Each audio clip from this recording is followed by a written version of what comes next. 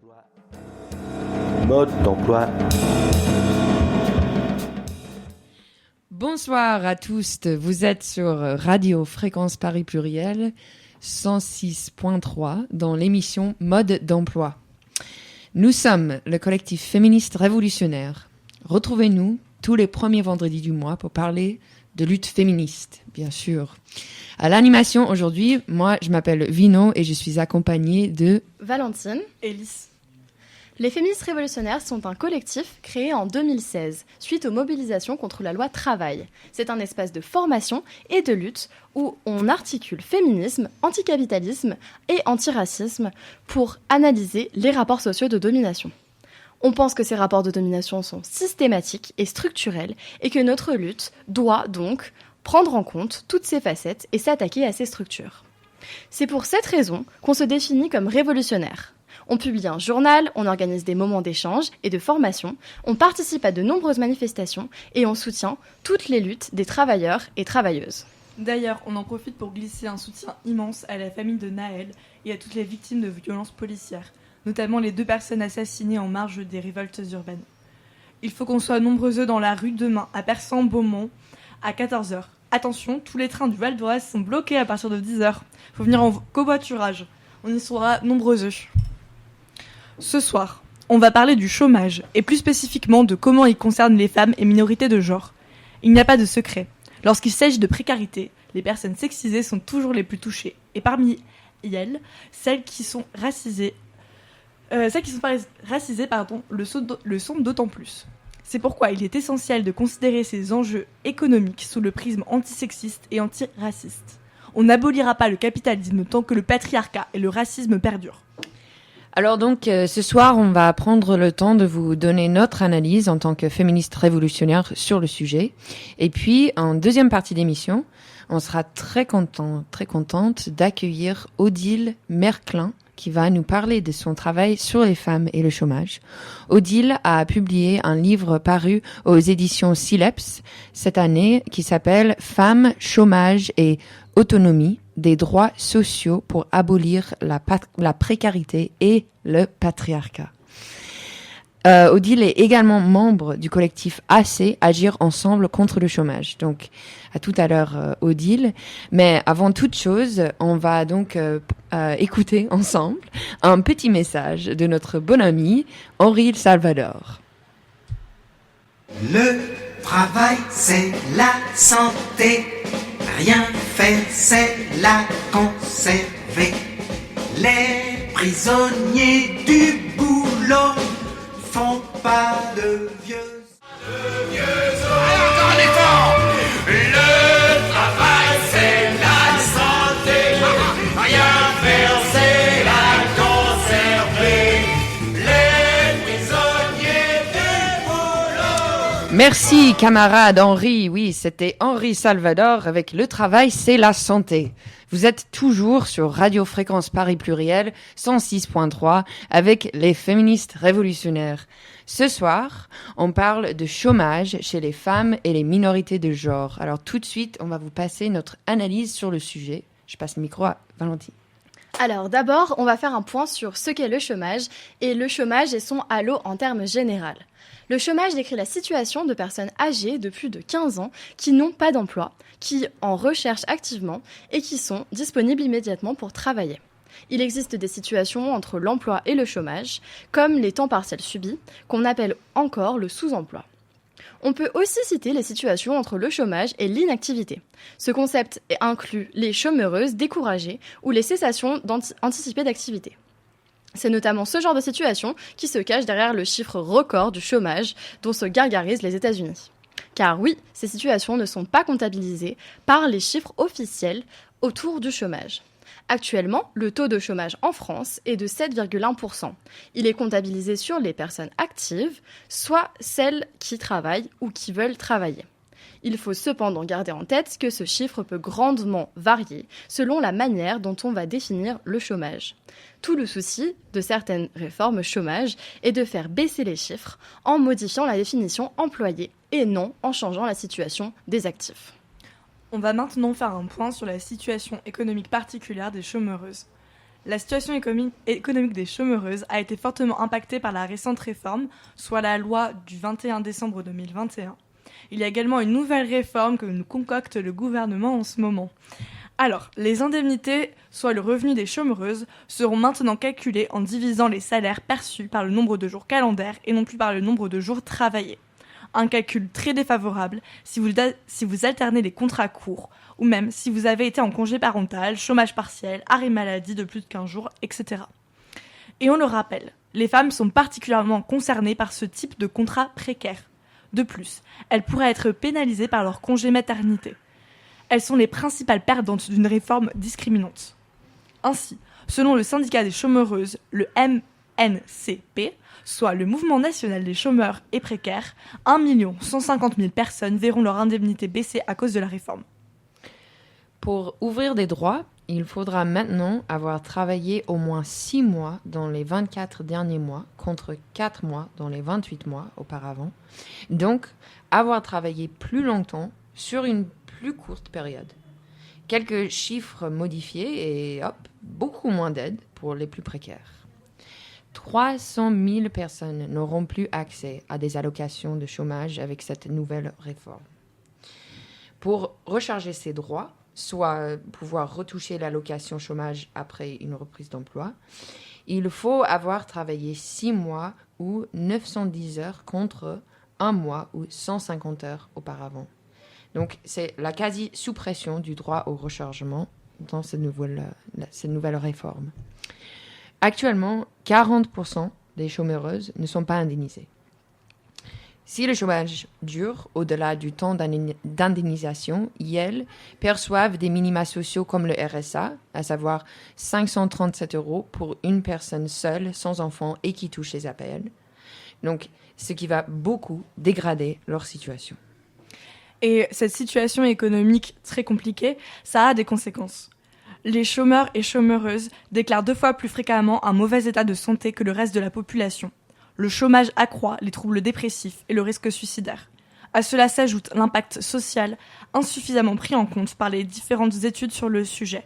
Davantage de divorces, des difficultés scolaires pour les enfants. Par exemple, le chômage des parents diminuerait de 12 points la probabilité d'obtention du baccalauréat des enfants. Alors, maintenant qu'on a fait un point sur le chômage en termes généraux, on va parler de l'état du chômage chez les femmes et minorités de genre en France. D'abord, on aimerait parler du taux de chômage qui est bas, mais qui est haut au niveau du surchômage. La situation des femmes vis-à-vis du chômage a largement évolué. De 1975 jusqu'à la veille de la crise économique de 2008-2009, le taux de chômage des femmes a toujours été supérieur à celui des hommes, même s'il s'en est tendanciellement rapproché. Travaillant dans des secteurs plus exposés aux aléas des cycles économiques, les hommes sont plus affectés que les femmes par les variations du chômage lors des phases de récession ou de reprise. Ainsi, à la suite de la crise de 2008 et 2009, le taux de chômage des hommes a davantage augmenté que celui des femmes, jusqu'à le dépasser au milieu des années 2010. Les taux de chômage des femmes et des hommes sont à nouveau proches depuis 2017. Les hommes et les femmes apparaissent aujourd'hui être sur un pied d'égalité pour ce qui concerne le taux d'emploi. En France, hors Mayotte, le taux de chômage au sens du Bureau international du travail est en 2020 de nouveau comparable pour les femmes, donc 8%, et pour les hommes, 8,1%. On pourrait alors penser qu'il n'y a pas grand-chose à redire pour les féministes à ce sujet. Mais les problématiques touchant les femmes sont simplement invisibilisées. Les femmes appartiennent en effet plus souvent que les hommes au halo autour du chômage. 80% des personnes en temps partiel sont des femmes. Il faut aussi savoir que la situation des femmes face au chômage est fragilisée par le fait qu'on leur attribue l'accomplissement gratuit du travail domestique. Par exemple, dans le secteur agricole, les femmes mariées ont tendance à travailler dans l'entreprise de leur mari, où elles occupent un statut de conjoint collaborateur. Elles s'occupent donc du secrétariat et de la comptabilité au sein de l'entreprise de leur mari pour un salaire bas, en plus de devoir s'occuper, souvent, des enfants et des tâches domestiques du foyer. Dès lors, elles cotisent peu pour avoir des droits au chômage et sont dépendantes du revenu de leurs compagnons. Avant de plus creuser le sujet, on va faire une pause musicale avec les vulves assassines. Le communisme n'est pour nous ni un État qui doit être créé, ni un idéal sur lequel la réalité devra se régler. Nous appelons... Das Kapital, das Kapital, das Kapital, das Kapital, das Kapital, das Kapital, das Kapital, das Kapital.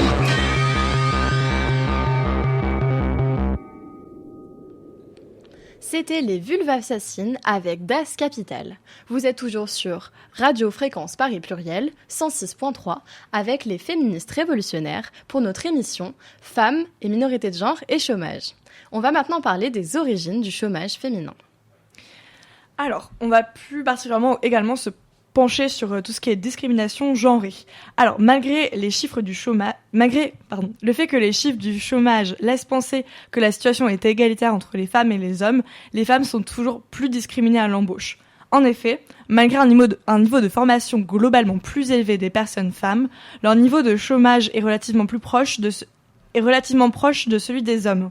En effet, aujourd'hui, 85% des femmes ont le baccalauréat, contre 72% des garçons, et 60% des titulaires de master sont des filles. Or, l'un des principales manières d'éviter le chômage est la formation. Les femmes subissent donc une discrimination à l'embauche dissimulée par leur niveau de diplôme élevé. Les discriminations sont particulièrement marquées par ce qui concerne le surchômage. Alors, une bonne partie des femmes, en temps partiel, ne l'ont pas décidé et n'ont pas eu le choix, d'autre choix que de choisir ce type de contrat. En gros, elles n'ont pas eu le choix entre ce type de contrat et le chômage. Elles occupent également plus souvent des emplois précaires, donc CDD, intérim. Le chômage des femmes prend donc une forme plus insidieuse. Les critères de reconnaissance du statut de chômeuse de catégorie A, nécessaires pour percevoir les allocations, sont centrés sur la situation des hommes actifs. En effet, c'est assez compliqué pour une femme avec un enfant à charge d'être disponible dans les 15 jours, comme cela est demandé donc pour faire partie des chômeuses de catégorie A. Il faut trouver des solutions de garde, s'organiser, elles ne peuvent pas tout lâcher dans le mois qui suit. En modifiant ce simple critère, le nombre de chômeuses reconnues augmenterait.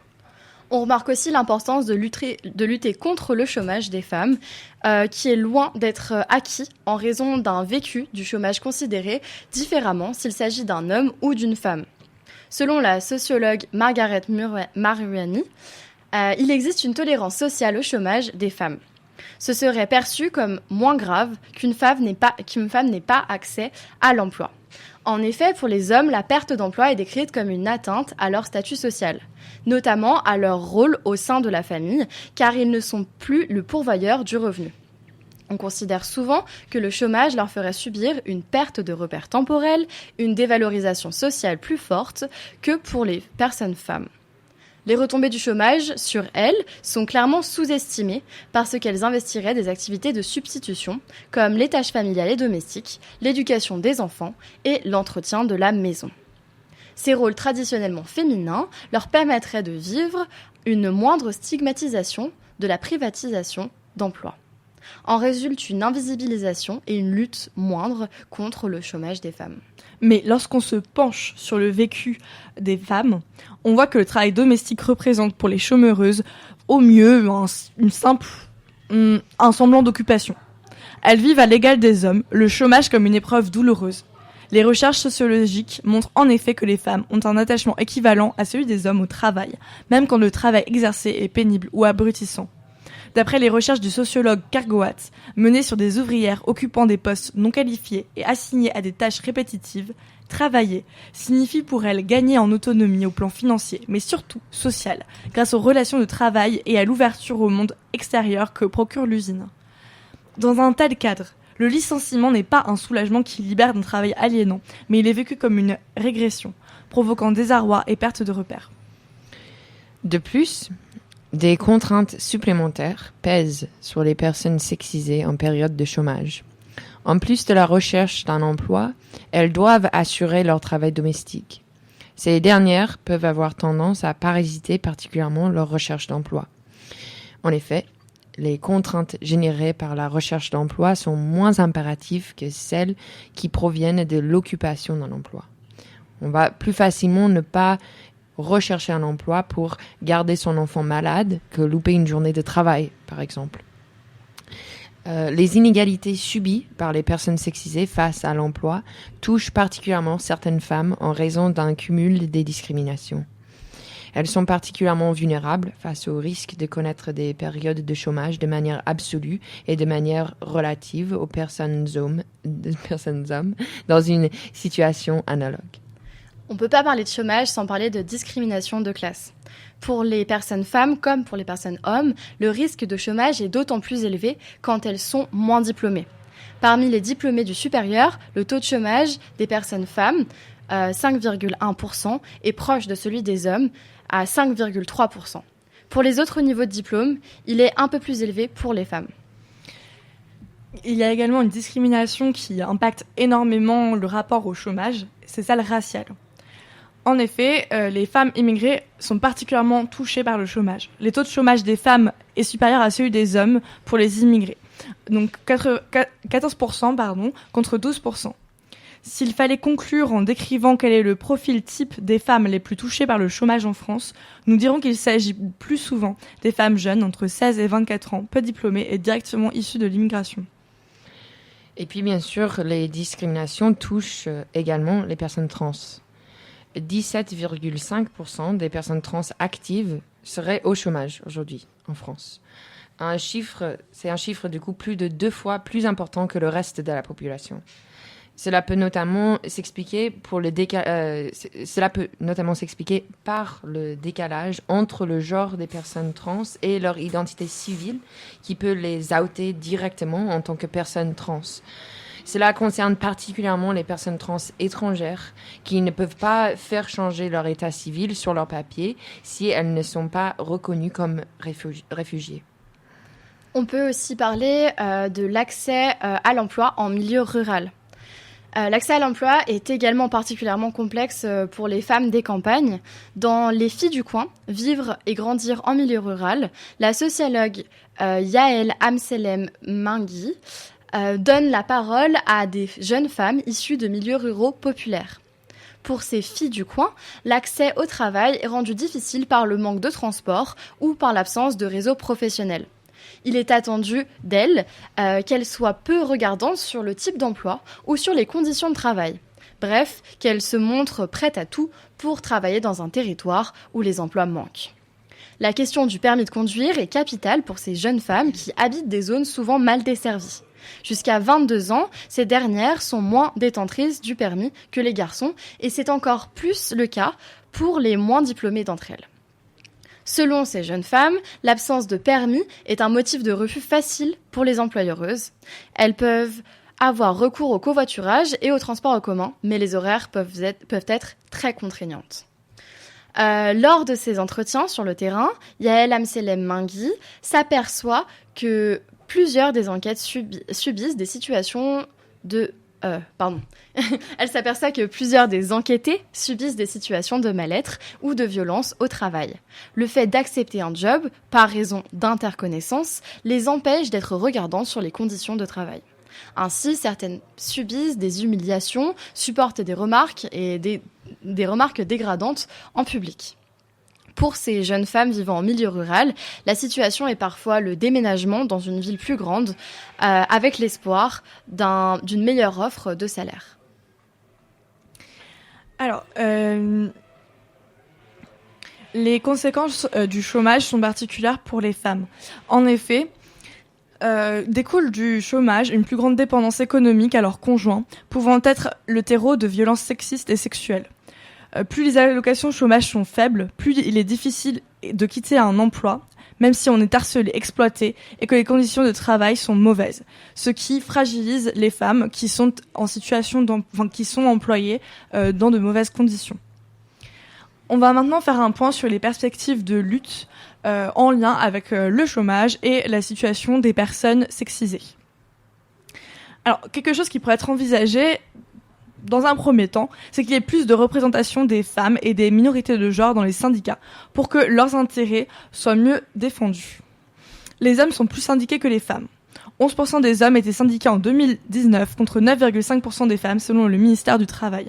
De plus, une majorité des cadres de ces organisations sont des hommes.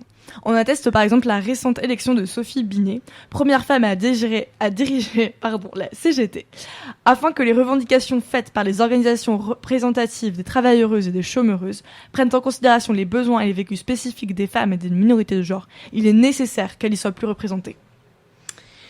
Et puis bien sûr, il faudra une meilleure considération du halo du chômage pour mieux prendre en compte tous les types de chômage majoritaire féminin. Il faudra également une plus forte rémunération pour les chômeuses et plus de chômeuses rémunérées. Par exemple, ouvrir au temps partiel contraint. Une valorisation des temps hors de l'emploi salarié pour qu'ils puissent être considérés comme créateurs et également qu'on puisse développer une sociabilité hors des seules sphères professionnelles, ce qui permettrait d'améliorer la situation des chômeuses qui ne seraient plus en marge de la société. Voilà, c'est ça, c'est de valoriser aussi les activités en dehors du simple travail salarial. Et on va pouvoir en parler justement plus longuement avec notre invité Odile qui arrive tout de suite et qui va nous parler justement des perspectives suite à cette analyse qu'on aura étalée. Avant de l'accueillir, on va juste écouter un petit son de notre très cher Meryl.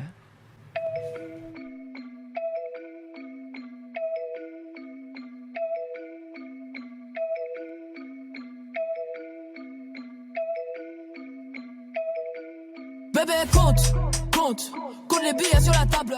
Compte les billets de 100, liés de 200, c'est beaucoup d'argent. Bébé, compte.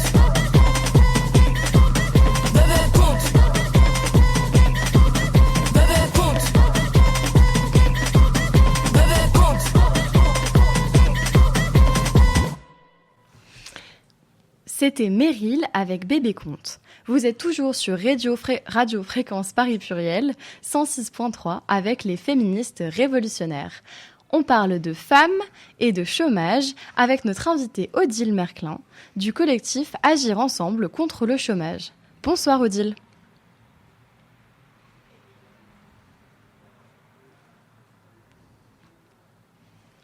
Bonsoir Odile, vous nous entendez ?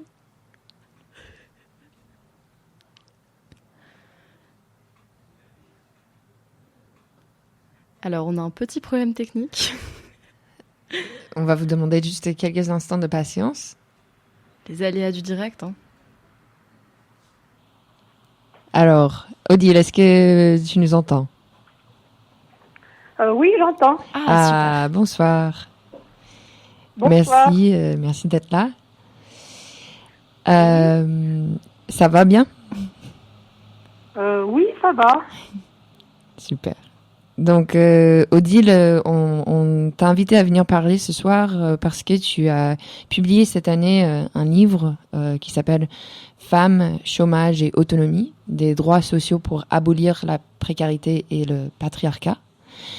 Et puis, tu es aussi membre du collectif AC, Agir Ensemble contre le chômage, que nous, on connaît un petit peu ici à Radio Fréquence Paris Pluriel. Peut-être pour commencer, est-ce que tu peux juste nous présenter un peu ce collectif, Agir Ensemble contre le chômage, et nous parler de votre activité ? Oui, d'accord. Donc, nous, on était assez, en fait, parce que c'était un regroupement de pas mal d'organisations. C'était un mouvement social qui a été très, très fort dans les années 90. Mais dans lequel il y avait à la fois des organisations syndicales qui étaient représentées, des associations de chômeurs. Il y avait aussi une présence de féministes. Et bon, moi à l'époque, j'étais bien sûr d'abord féministe et membre du collectif national pour les droits des femmes à cette époque-là. Et donc, Agir Ensemble contre le chômage a été créé en 1993 à l'initiative donc à la fois d'un collectif de syndicalistes de plusieurs organisations syndicales et avec des associations de chômeurs et d'autres associations comme le DAL aussi étaient présents. Et donc, ce qui a été important au départ, c'était les grandes marches de chômeurs qui ont eu lieu en 1994, qui ont convergé vers Paris en partant de toute la France. Puis par la suite, le mouvement de 1997-98 avec beaucoup d'occupations d'agences de Pôle emploi, de l'UNEDIC, d'autres lieux. Et par la suite, on a eu encore plusieurs épisodes très très importants, comme la lutte des recalculés en 2004. Il y a eu des procès qui ont été intentés contre la politique mise en place par le gouvernement et qui ont été gagnés, souvent pas toujours bien sûr. Donc à ce moment-là, les chômeurs pouvaient être établis dans leurs droits. Et voilà, je pense que... Ça fait déjà une belle activité. Oui. Donc quand même, actif. Oui, quelques belles victoires à raconter quand même. Tu nous as dit que tu étais féministe avant tout et tu nous as écouté depuis le début de l'émission. Alors, est-ce que tu as envie de réagir à notre analyse du sujet ? Est-ce que tu veux ajouter des choses par rapport à tout ça ? Oui, moi, quand j'ai entrepris d'écrire ce livre, j'avais vraiment fait le constat de plus de 20 années d'activité dans les mouvements sociaux de la précarité, et de réflexion aussi sur la précarité et le chômage des femmes. Et donc, j'avais acquis la conviction que la question de l'assurance chômage était vraiment une question essentielle pour permettre un accès à l'autonomie des femmes et pour améliorer leurs conditions d'accès à un emploi et modifier aussi les rapports de force au sein du couple. Par exemple, que les femmes ne soient plus obligées de demander de l'argent au conjoint lorsqu'elles recherchent un emploi.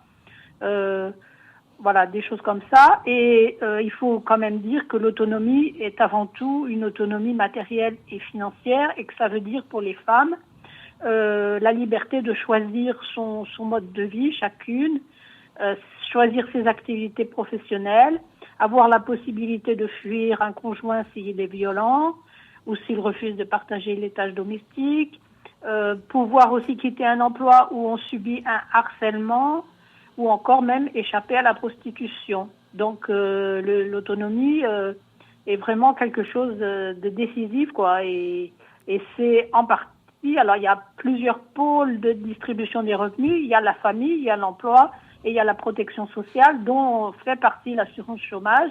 Mais il faut dire que toutes les attaques depuis 30 ans contre la protection sociale et les services publics et l'assurance chômage touche en premier lieu les femmes. C'est elles qui subissent le plus les conséquences.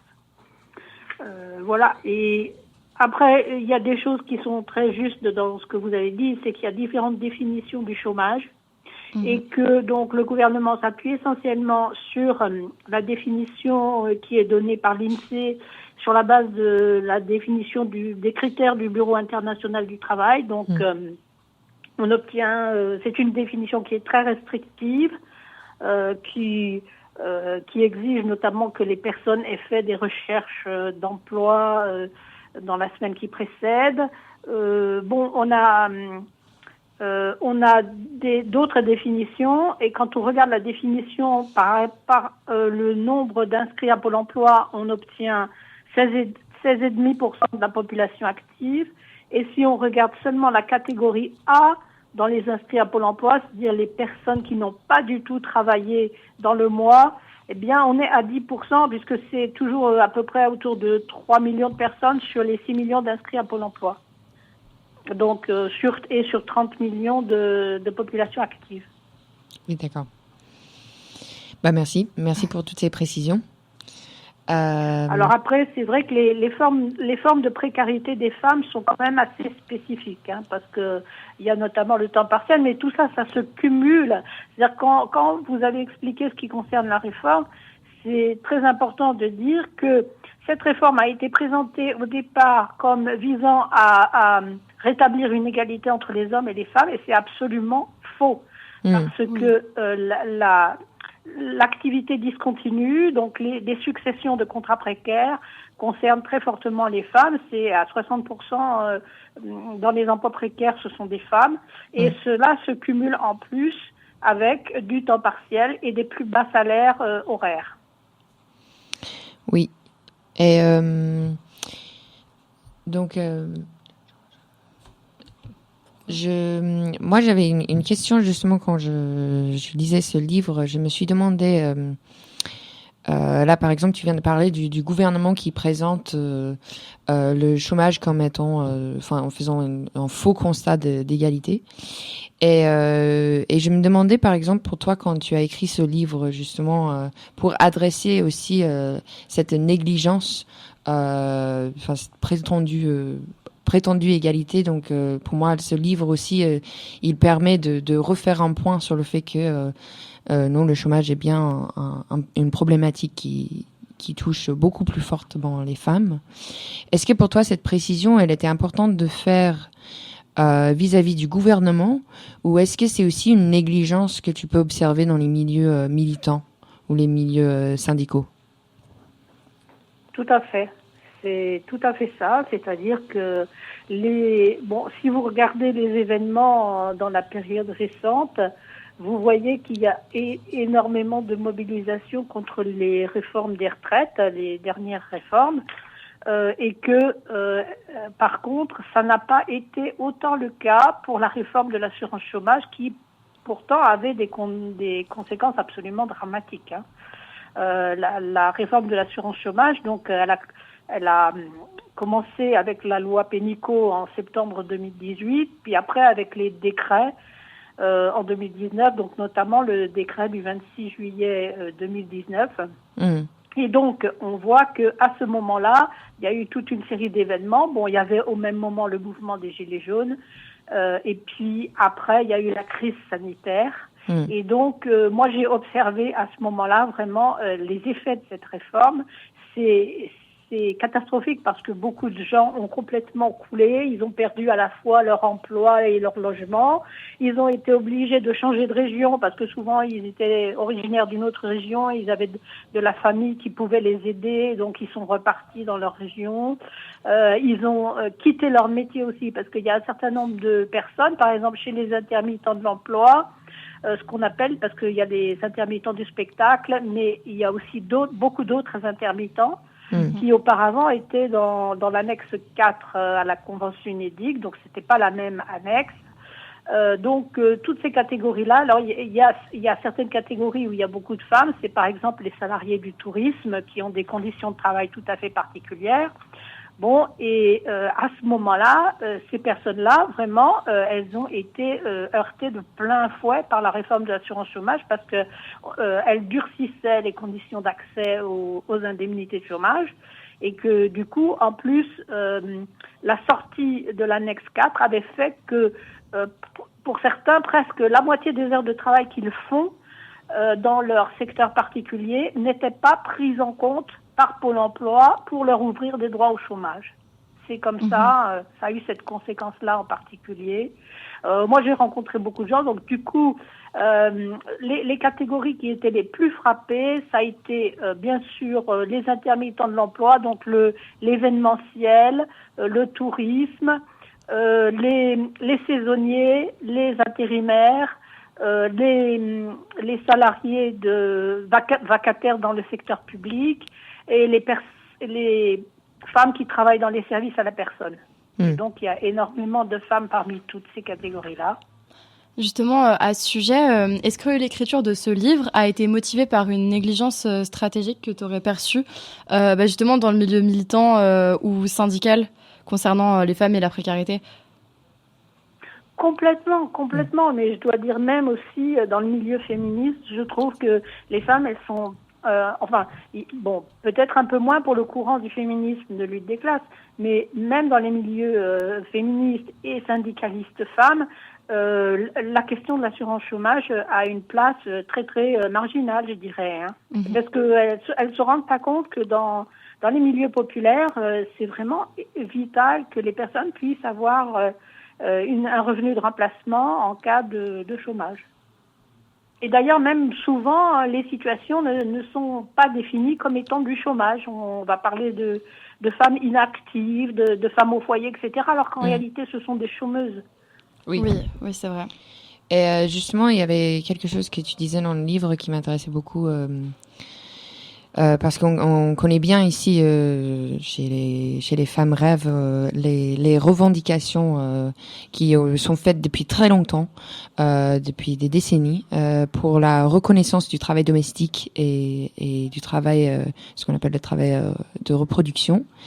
Donc ça vient chez les féministes matérialistes et c'est par exemple le mouvement Wages for Housework aux États-Unis, ce qui signifie un salaire pour le travail domestique. Et alors toi, tu proposes justement une perspective semblable, mais un peu différente, que tu appelles le projet d'un statut de vie sociale, professionnelle et citoyenne.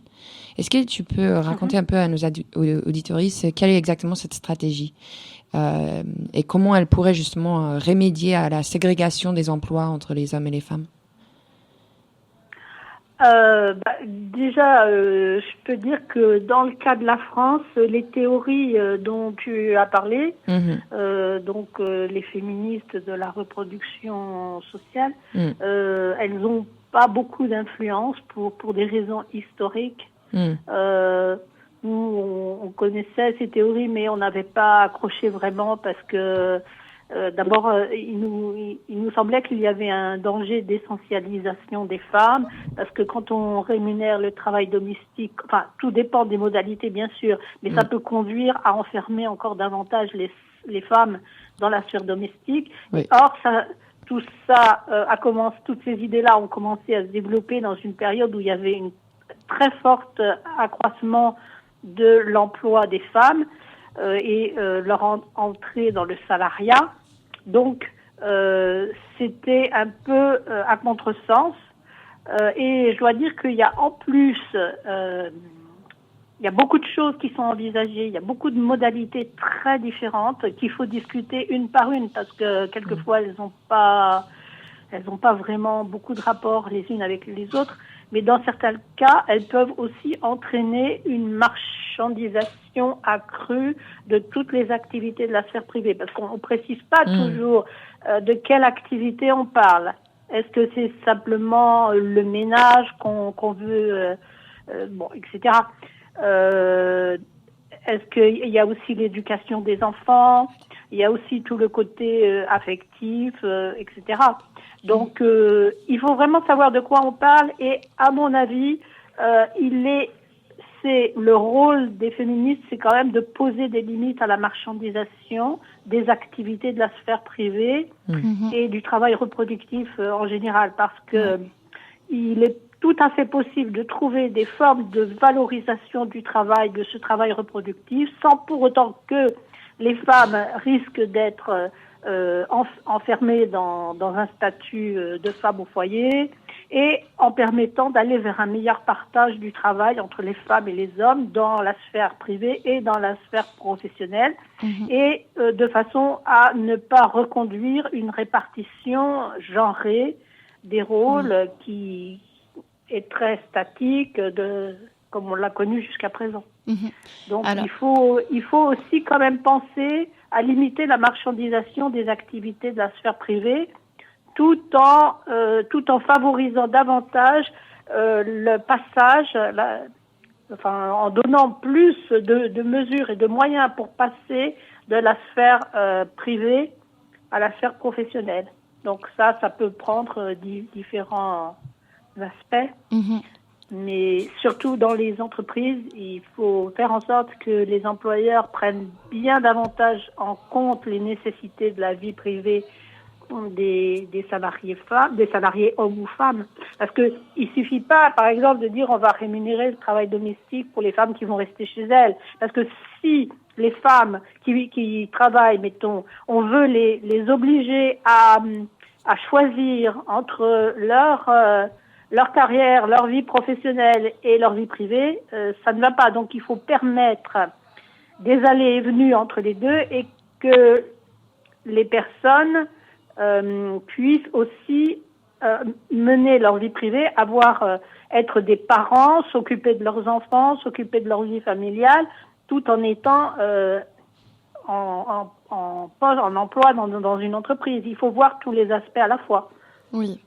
Alors malheureusement, le temps file, donc on va devoir vous quitter, Odile. Mais merci vraiment beaucoup, Odile, pour ces perspectives qui permettent aussi d'élargir un peu les questions et donner des réponses un peu plus concrètes sur ces questions justement de reconnaissance de travail domestique. C'est vraiment très fertile, donc merci beaucoup. Merci. Et pour accompagner ta sortie, on va passer un nouveau son que nous avons composé et interprété au FemRêve. Il s'agit de La fin du mois. Bonsoir Odile et merci encore. Merci. Bonsoir.